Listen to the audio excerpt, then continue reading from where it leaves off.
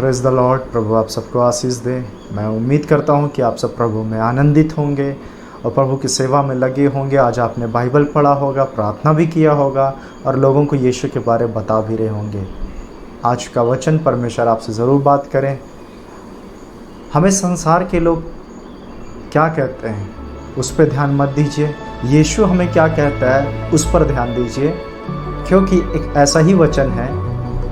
प्रभु ने हमें सिखाया कि अन्याय क्यों नहीं सहते हो, अपनी हानि क्यों नहीं उठाते हो। और संसार जब बोलता है कि जो अन्याय सहता है वो पाप करता है, अन्याय को सहना पाप है, ऐसा करके संसार कहता है। और हानि उठाते हैं, नुकसान उठाते हैं तो बोलते हैं मूर्ख है।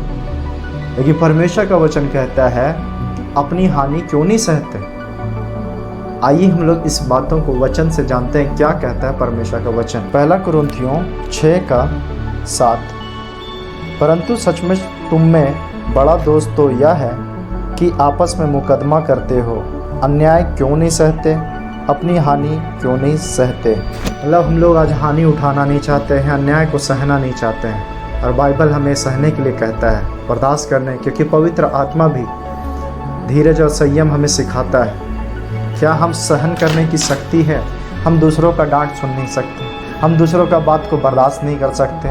और सहन नहीं होता तो उसके बदले में भी हम क्या कर देते हैं, गाली दे देते हैं, बुराई कर देते हैं, क्योंकि हम सहने का मेरे को आदत नहीं है। और जब हमें सहने का आदत ही नहीं है तो हम में यीशु मसीह कैसे काम कर रहा होगा? काम नहीं कर रहा होगा पवित्र आत्मा। क्यों? क्योंकि परमेश्वर का आत्मा धीरज, संयम, सामर्थ्य, वो हमें डर की आत्मा नहीं, भय की आत्मा नहीं, प्रेम की, संयम की, सामर्थ्य की आत्मा देती है। तो हम में धीरज नहीं, हम सहन करने की शक्ति नहीं। और जैसे कि मैं एक बार कार से आ रहा था, चर्च से आ रहा था, और रास्ते में मेरे कार के सामने एक साइकिल वाले सामने क्रॉस किया और वो गिर गया। मतलब उसे हल्का सा खाली टच हुआ और वो गिर गया। और सारे लोग आ गए और सारे लोग आने के बाद बोलने लगे कि इस कार वाले से पैसा लो।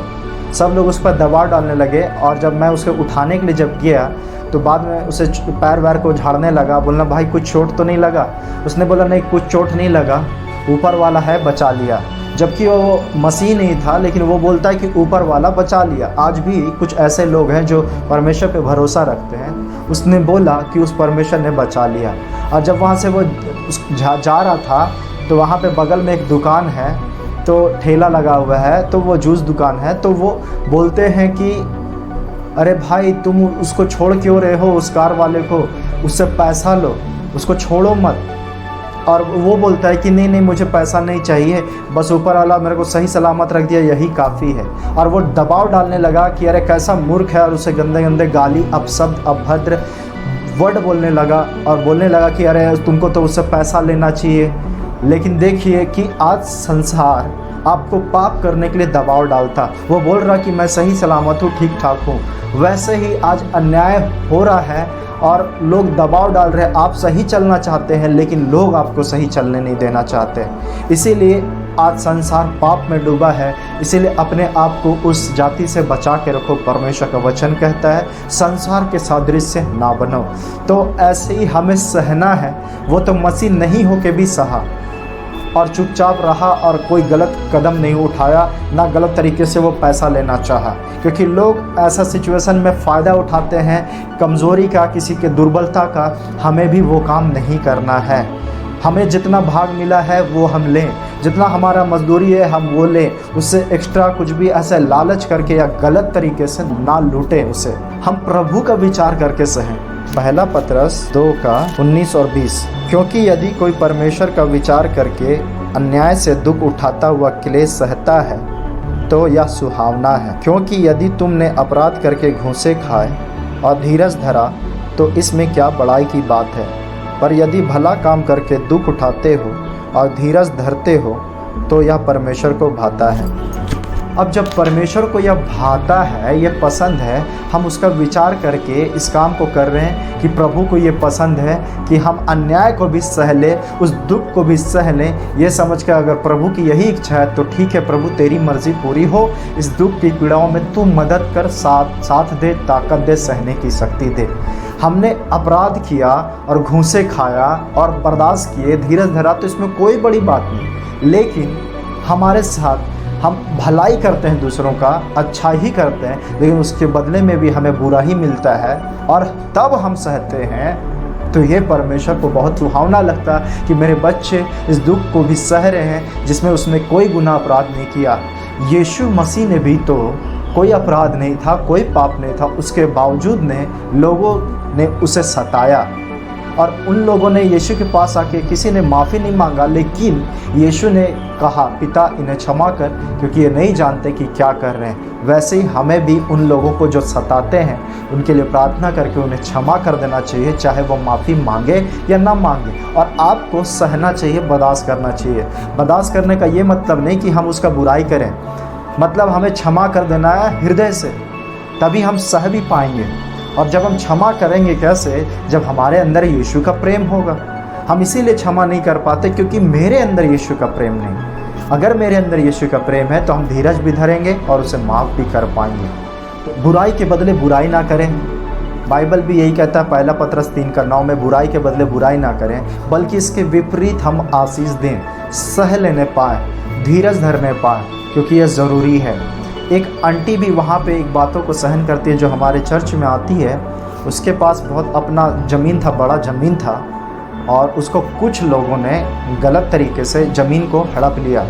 मतलब उस ज़मीन को ले लिया और कुछ ज़मीन के ठेकेदार लोग जो ज़मीन बेच खरीद करते हैं वे लोगों ने हड़प लिया, जबकि आंटी का सब कुछ पेपर सही है, ओके है। लेकिन वो आंटी यही बोली कि जाने दो ये ज़मीन, मेरे को शांति चाहिए, मेरे को पैसा धन दौलत जो मेरा ही है, लेकिन ये सब में गुंडे लोग आ गए हैं, मेरे को नहीं चाहिए, ले जाने दो, परमेश्वर देख रहा है, परमेश्वर न्याय करेगा। वो ये समझकर कि परमेश्वर में धीरज धरी कि परमेश्वर न्याय करेगा, अगर मिलना होगा तो मिलेगा, नहीं मिलेगा तो भी ठीक है, लेकिन हम लोग को शांति से रहना है। इब्रानी 10:34-35, क्योंकि तुम कैदियों के दुख में भी दुखी हुए और अपनी संपत्ति भी आनंद से लूटने दी, यह जानकर कि तुम्हारे पास एक और भी उत्तम और सर्वदा ठहरने वाली संपत्ति है। इसीलिए अपना हिवाय ना छोड़ो, क्योंकि उसका प्रतिफल बड़ा है। मतलब परमेश्वर हमें ये बड़ा प्रतिफल देने वाला है, तो इसको तो हमें छोड़ना होगा। इस संसार की संपत्ति में मन ना लगाइए। उस आंटी ने इसीलिए छोड़ दिया क्योंकि उसे पता है कि मुझे स्वर्ग में इससे बड़ा प्रतिफल मिलेगा। इसीलिए वो आनंद से अपना धन संपत्ति जो लूट रहे थे उसे लूटने दिए। क्या आपके साथ भी ऐसा हो रहा है? लेकिन आप चाहते ही नहीं कि हम क्यों छोड़ दें। अगर वहाँ पे मार काट लड़ाई झगड़ा सब हो रहा तो आप उससे हट जाइए और यीशु में इतना भरोसा और विश्वास कीजिए कि वो सब कुछ अच्छे से निर्णय लेगा और सब कुछ अच्छा न्याय करेगा, क्योंकि बदला लेना हमारा काम नहीं है। परमेश्वर के क्रोध को अवसर दो। इसीलिए आप चिंता ना करें इस बात के लिए, कैसे सहें, कैसे बर्दाश्त करें, हम कैसे उसको छोड़ देंगे उस ज़मीन को, हम कैसे उस धन को छोड़ देंगे, कैसे उस संपत्ति को छोड़ देंगे। अरे लूट रहा है, लूटने दो, वो भी आनंद के साथ, क्योंकि ये विश्वास है तुम्हें कि मेरे लिए स्वर्ग में परमेश्वर इससे बड़ा प्रतिफल रखा है, जो अनंत काल वाला प्रतिफल है, जिसे चोर चोरी नहीं कर सकता, कीड़ा खा नहीं सकता और वो खराब नहीं होगा। उस संपत्ति को स्वर्ग में जमा करो। इस पृथ्वी में क्यों कर रहे हो जो कुछ समय के लिए है? चिंता मत करो, परमेश्वर सब कुछ सही समय में ठीक करेगा। धीरज धरना है। अब उस धीरज को हम धरेंगे कैसे? क्योंकि हम लोग तो अन्याय जब सुनते हैं, जब कुछ खराब बातें सुनते हैं, हानि होता है, नुकसान होता है अपना, तो हमारे मुंह से खराब खराब वर्ड निकलता है। क्यों? क्योंकि पेशेंस नहीं है, धीरज नहीं है। इसलिए नहीं है क्योंकि हमारा विश्वास कमज़ोर है और हम प्रार्थना बाइबल कम पढ़ रहे हैं और हमारा प्रभु में बढ़ना जो हो रहा है वो कम हो रहा है। इसीलिए हमारा झुकाव इस संसारिक चीज़ों में ज़्यादा हो रहा है, आत्मिक बातों में कम हो रहा है। इसके लिए हमें धीरज कहाँ से आएगा? जब हमारा बाइबल प्रार्थना संगति उन लोगों के साथ, प्रभु के लोगों के साथ मिलेंगे तो विश्वास बढ़ेगा, गवाही सुनेंगे तो विश्वास बढ़ेगा और इन संसारिक चीज़ों में मन नहीं लगेगा, बल्कि हमें स्वर्ग के वरदानों में मन लगेगा, स्वर्ग की चीज़ों में मन लगेगा। मरने के बाद क्या होने वाला उन चीज़ों में लगेगा। इस पृथ्वी का संसार धन संपत्ति में मन नहीं लगेगा।